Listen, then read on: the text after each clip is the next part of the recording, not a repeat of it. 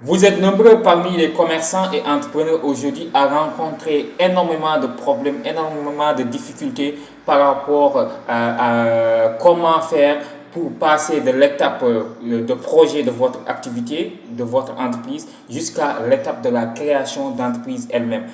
Donc vous rencontrez énormément de difficultés et énormément de problèmes pour vraiment avoir toutes les informations, ce dont vous avez besoin pour passer de cette étape difficile de projet jusqu'à l'étape de la création d'entreprise elle-même. Si cette vidéo vous intéresse, écoutez-moi jusqu'à la fin et n'oubliez pas surtout de vous abonner sur ma chaîne YouTube.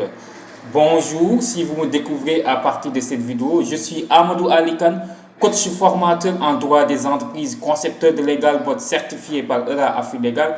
ERA Afrique, c'est un réseau juridique international spécialisé en legal tech siégé à Tunis et à Paris.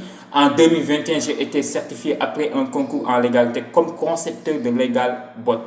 Donc, compétences en assistance juridique virtuelle.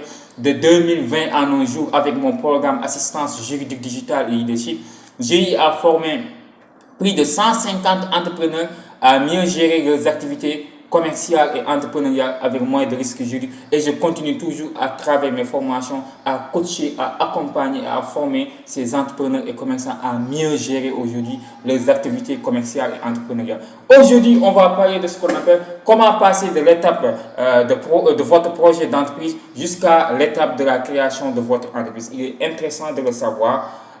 Parce que vous rencontrez des difficultés, des problèmes à maîtriser ces étapes-là. C'est très important de savoir toutes ces étapes-là pour pouvoir mieux gérer son activité commerciale et entrepreneuriale. D'abord, il faut comprendre il y a ce qu'on appelle l'élaboration de votre projet. Donc, pour élaborer votre projet, d'abord, ce que vous devez faire a priori, c'est de connaître votre domaine d'activité, c'est-à-dire les produits et les services que vous voulez faire. Il faut connaître votre domaine d'activité. Donc, si vous ne connaissez pas votre domaine d'activité, vous ne pouvez pas entamer n'importe quel projet. Après avoir bien réfléchi sur le domaine d'activité que vous voulez vous lancer, il faut aussi étudier sa concurrence. Donc, il faut que vous étudiez votre concurrence sur le marché. Donc, si vous n'étudiez pas votre concurrence, vous ne saurez pas comment gagner, comment booster votre fonds de commerce et comment gagner la clientèle sur le marché. Il est très important aussi de le savoir. Après avoir étudié la concurrence, il est aussi important de détecter ses cibles. Donc, il faut savoir ses cibles, vos cibles. Si vous faites, par exemple, des produits électroniques, sachez que vos cibles, c'est des écoles peut-être de formation, qui ont besoin, par exemple, des ordinateurs pour les étudiants. Donc, si vous vendez des produits électroniques, sachez que vos cibles, c'est les étudiants, donc des professeurs, ou bien même des entreprises qui sont dans le domaine technologique, ils ont besoin des ordinateurs.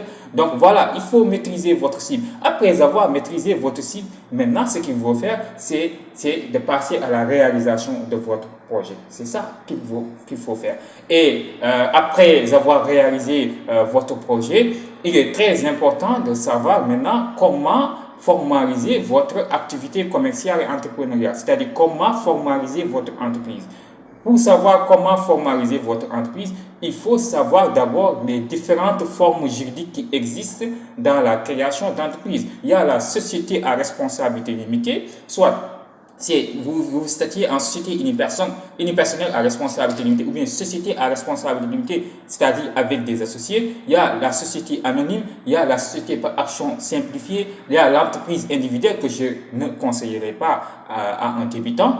Donc, il y a toutes ces formes juridiques que vous devrez savoir. Donc, vous devrez savoir l'avantage de chaque forme juridique d'entreprise pour pouvoir savoir choisir la forme juridique qu'il faut vraiment se statuer. Et là, après avoir choisi sa forme juridique, il faut aller se formaliser. Il faut aller chez un notaire, donc, ou bien un expert juridique, donc agrémenté, pour avoir ce qu'on appelle un statut juridique de votre entreprise. Parce que si votre entreprise n'a pas de statut juridique, vous aurez énormément de problèmes aujourd'hui pour avoir des partenaires et vous aurez énormément de problèmes aujourd'hui pour être plus professionnel dans votre activité commerciale.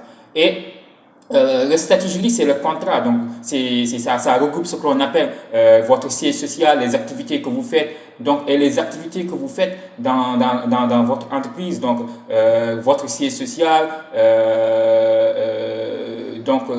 et les apports, donc votre capital social, il y a toutes ces conditions-là qui sont inscrites dans le statut social.